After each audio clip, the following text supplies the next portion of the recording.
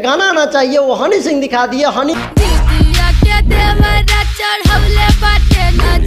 सिंह का नाम सिर्फ इंडिया में नहीं देश विदेश में है और भोजपुरी सॉन्ग इनका आया है पंजाबी, हिंदी और भोजपुरी के मिला के। तो हम पंजाबी हिंदी के बारे में बात नहीं करेंगे लेकिन भोजपुरी के बारे में बात करेंगे।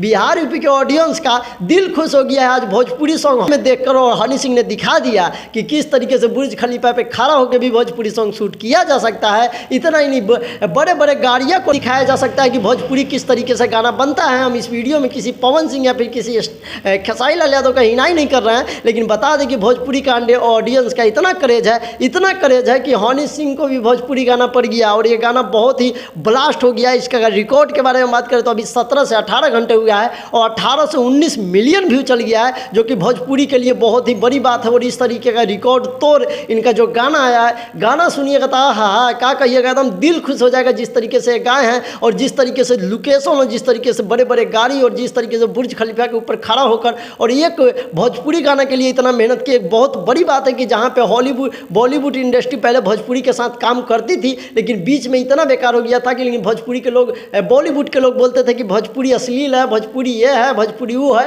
वो सभी के मुंह पर तमाचा मार दिया है हनी सिंह और दिखा दिए हैं कि भोजपुरी का क्रेज पहले भी था और अभी भी है और अब आप लोग को गोर पर गिरना पड़ेगा भोजपुरी के स्टारों को और बिहार यूपी के लोगों के लिए भोजपुरी में आपको काम करना पड़ेगा। इतना ही नहीं, आप लोग को पता ही है कि किस तरीके से अल्लू अर्जुन का पुष्पा 2 आया था तो पटना में लॉन्चिंग हुआ था। ये बहुत बड़ी बात है कि अब जो हॉलीवुड के हो गए या बॉलीवुड के या साउथ के हो गए, सभी लोग भोजपुरी में आके काम करना चाहते हैं क्योंकि भोजपुरी के ऑडियंस का क्रेज बहुत ज़्यादा। हम इस वीडियो में पवन सिंह या खेसारी लाल को आप बार बार कह रहे हैं कि किसी का हम हिनाई नहीं कर रहे, लेकिन ये दिखा दिए हैं जो भोजपुरी को अश्लील करते हैं उनको देह में भी आग लगा दिया है, उनको और कहीं भी आग लगा दिए हैं। जिस तरीके से इनका वीडियो क्वालिटी है देखिएगा तो दिल खुश हो जाएगा और कहिएगा हाँ ये ना भोजपुरी होता है। और रिकॉर्ड तोड़ व्यू जा रहा है, ये बहुत बड़ी बात है भोजपुरी के लिए कि हनी सिंह जैसे रैपर जो कि पूरे इंडिया में नहीं पूरे वर्ल्ड में फेमस है, उनके गाने में भोजपुरी गाना का जिक्र किया जाता है, भोजपुरी गाना गाते हैं। और जो लोग कह रहे हैं ना कि नहीं इसमें भोजपुरी का बदनामी हो गया, भाई रे तुमको हम कहना चाहते हैं कि इतना क्वालिटी दिखाना,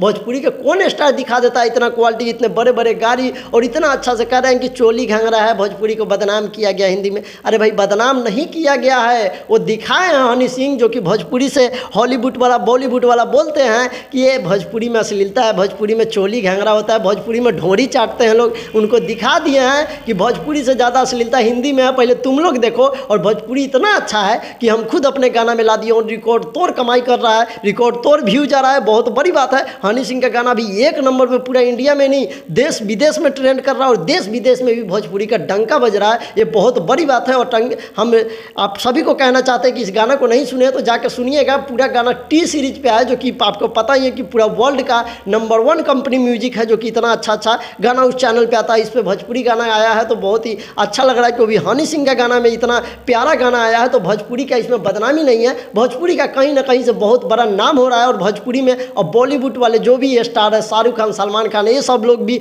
मजबूर हो जाएंगे कि भोजपुरी में आकर काम करे, बिहार यूपी के साथ रहे और बिहार यूपी के लिए कुछ करे। आप लोग को पता ही है कि आए दिन पवन सिंह भी स्त्री 2 में पवन सिंह गाना गाए, बहुत बड़ी बात था। और धीरे धीरे कोलैबोरेशन देखा जाए तो बॉलीवुड डूब रहा है और बॉलीवुड को एक ही उभार सकता है, वो भी बिहार यूपी के लोग, भोजपुरी के लोग। इसके वजह से अभी देखा जाए तो हनी सिंह के गाना में भोजपुरी गाना आया है, लेकिन आए दिन देखिएगा तो बड़े बड़े स्टार भी गाएंगे। आप लोग का क्या सोच है, किस तरीके से जो हनी सिंह जिस तरीके से गाना गाए हैं वो गाना कितना कमाई करेगा, कितना रिकॉर्ड तोड़ेगा? और आने वाले दिन में देखिएगा तो शाहरुख सलमान भी भोजपुरी में काम करने पर मजबूर हो जाएंगे क्योंकि यहाँ के ऑडियंस हर एक महीने 100 मिलियन व्यू दे देता है किसी न किसी गाने को। इसके लेकर शायद एक गाना आया है और इसमें बदनामी कहीं से कहीं तक नहीं है। आपका जो राय हो कमेंट कीजिएगा, लेकिन भोजपुरी को इतने बड़े बड़े गाड़ी को दिखाना, इतने बड़े बड़े जाके दुबई में जो कि रशियन जिसे कहा जाता है उनको नचवाना भोजपुरी गाना पे, ये बहुत ही बड़ी बात है। अपना राय आप कमेंट में जरूर दीजिएगा, वीडियो को दबा के शेयर कर दीजिएगा। हमारे चैनल पे इसी तरीके से वीडियो आते रहता है तो कमेंट कीजिएगा और शेयर कीजिएगा। फेसबुक पेज पे देख रहे हैं तो फॉलो कीजिएगा। मिलेंगे अगली वीडियो में, तब तक के लिए जय हिंद।